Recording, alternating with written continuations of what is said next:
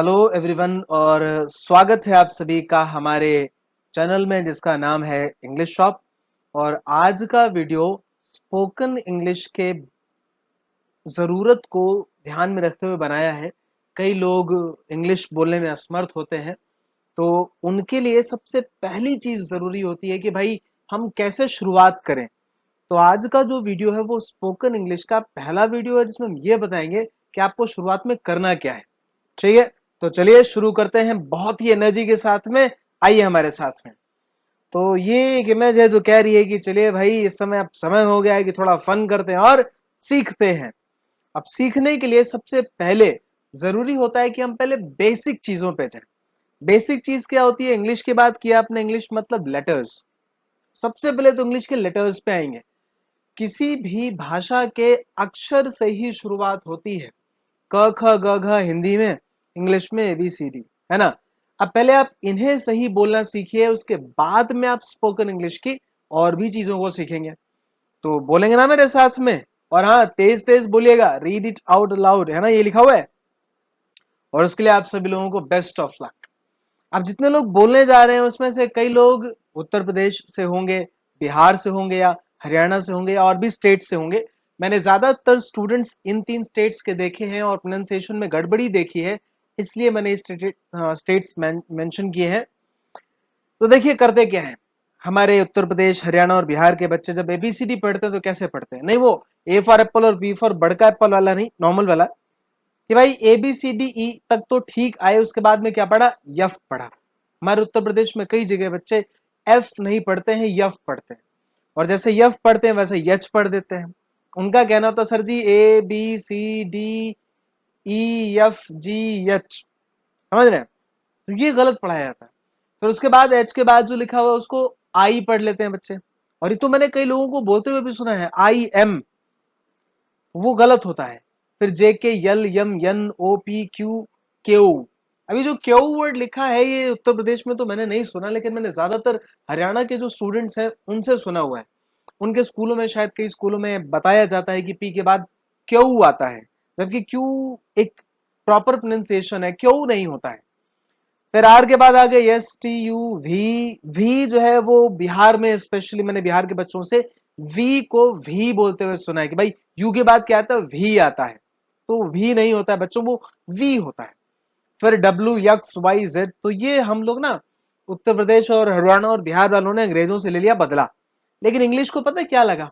English को लगा कि यार ये गलत गोला पे आ गए, मतलब रॉन्ग प्लेनेट है, गलत अर्थ है। ये वो अर्थ नहीं है जहां इंग्लिश बोलते हैं, ये वो अर्थ है जहां इंग्लिश का अनर्थ करते हैं। एनीवे, अब जब हम सही बोलेंगे तो कैसे बोलेंगे? तो सही प्रोनाउंसिएशन में आपके सामने लिख रहा हूं, ये आपको पढ़ना है, बोल बोल करके प्रैक्टिस करना है। एक बारी मेरे साथ रिपीट कीजिएगा, ABCDEFGHI, correct, this is I नहीं होता है। JKLMNOPQRSTUVW, correct. ये जो V के बाद होता है ना, इसको जल्दी से लोग W बोल देते हैं, लेकिन ये एक्चुअली डबल U होता है। अगर आप पुरानी इंग्लिश की बुक्स उठा के देखें तो W का शेप जो है ना वो 2U जैसा होता है, इसलिए इसको W पढ़ा गया। फिर आगे आते हैं XYZ, इसको Y नहीं पढ़ते, इसको Y पढ़ते हैं। Done this? तो चलो भाई, अब अपने सही प्रोनाउंसिएशन क्या लेटर्स का, तो इंग्लिश को कैसा लग रहा है? बड़ी खुशी महसूस हो रही है ना। चले, अब ये तो हो गया सर लेटर्स की बात। मुद्दा आता है कि सर हमें अपने बारे में बोलना है, तो हम बोलना कैसे शुरू करेंगे? सबसे पहले आप अपने बारे में बातचीत कीजिए। दूसरों से बातचीत करने से तब तक कोई फायदा नहीं जब तक आप अपने बारे में नहीं बोल सकते। और अपने बारे में बोलने का मतलब आई, इंग्लिश में आई का मतलब होता है मैं। पहले अपने से शुरुआत करेंगे, मैं अजय हूं, आई एम अजय। मैं कल खेल रहा था, आई वॉज प्लेइंग यस्टरडे, है ना। तो जितने भी आपके सेंटेंसेस हैं वो जनरली आई से बनेंगे, या आई के साथ एक वर्ड आप मेरा के लिए यूज करते हैं, माई, वो मैं आगे बताऊंगा। तो जब आई का आपको इस्तेमाल कर रहे हैं तो सेंटेंसेस बनाने के लिए कुछ मदद मैं आपको सामने दे रहा हूं। क्या है कि भाई अगर आपको वर्तमान में यानी प्रेजेंट में बोलना है कि मैं ये काम कर रहा हूं, तो आई के लिए एम लगाइएगा, इज या आर मत लगाइएगा, ठीक है। अगर आपने पास्ट के लिए बोलना है, भूतकाल के लिए बोलना है कि मैं ये काम कर रहा था, तो आई के साथ कभी वर मत लगाइएगा, हमेशा वॉज लगाइएगा। वो तो हो गया एम और वॉज वाला कैसा बात है, हैव और हैव के साथ वर्ब की थर्ड फॉर्म में दो सीन है। एक हैव इस्तेमाल हुआ है ये बताने के लिए कि मेरे पास कोई चीज है, जैसे मैंने कहा मेरे पास 500 रुपए हैं, तो मैं आई के साथ हैव लगाऊंगा, आगे बोलूंगा आई हैव 500 रुपीज। और उस केस में मुझे हैज लगाने की जरूरत नहीं है आई के साथ, आई के साथ कभी हैज नहीं आता। अब ये हैव के साथ वर्ब की थर्ड फॉर्म का क्या सीन है, एक तो ग्रामर है, देखो तो ग्रामर के वीडियोस में देखना। दूसरा सीन ये है कि जब आप ये बताना चाहते हैं कि आप कोई काम कर चुके हैं, समझ रहे हैं, यानी मैं कर चुका हूं, मैंने कर लिया है, वहां पे आप हैव के साथ वर्ब का थर्ड फॉर्म लगाएंगे आई के साथ में। Done this. पास्ट की बात करें हैड का इस्तेमाल होता है। अब ता है ती, सॉरी ता है ते है, ये आपने पढ़ा होगा हिंदी में।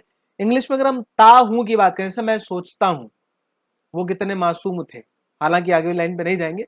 मैं सोचता हूं, ता हूं आ गया, तो आई के लिए हम डू का इस्तेमाल करेंगे तब जब सेकेंड सेंटेंस हमारा नेगेटिव होगा। ठीक, जैसे मैं नहीं सोचता हूं तो आई डू नॉट थिंक, आई के साथ डज का इस्तेमाल नहीं करना। भविष्य की बात करते हैं अगर आप, तो आई के साथ शैल और विल का इस्तेमाल किया जाता है। जैसे मैं कल घूमने जाऊंगा, I shall go tomorrow to visit some place. ठीक है। प्ले की बात करते हैं, भाई प्ले क्या है, तो ये देखो वर्ब है, वर्ब की पहली फॉर्म है। इंग्लिश में वर्ब की फॉर्म्स होती हैं, first form, second form, third form, कुछ लोग फिफ्थ फॉर्म भी बताते हैं।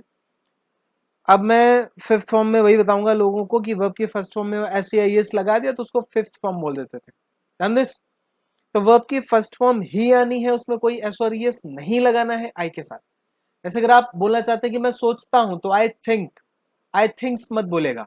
अगर आप बोलना चाहते हैं मैं सोता हूं तो आई स्लीप्स मत बोलेगा। ठीक है। तो आई प्ले, प्लेज मत बोलेगा। तो चलिए अभी ये कुछ मैंने आपको बताया कि अगर आप अपने बारे में बात करेंगे तो आई का इस्तेमाल करेंगे, थोड़ी हेल्प मैंने की है, कुछ एग्जाम्पल्स लिखे हैं।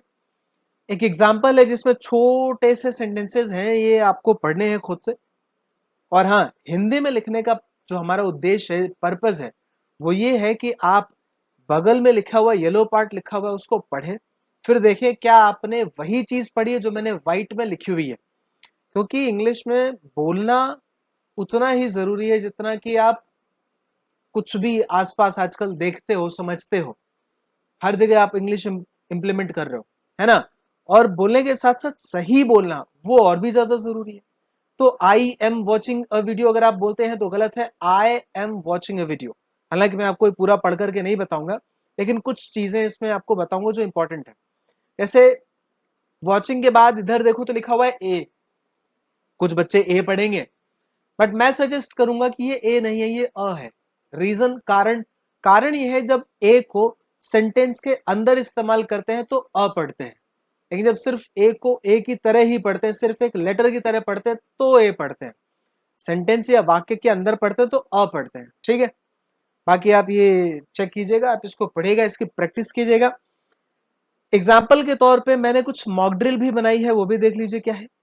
मॉक ड्रिल का मतलब होता है खुद से कुछ लिखने की कोशिश की है, ये आपको भी करना है।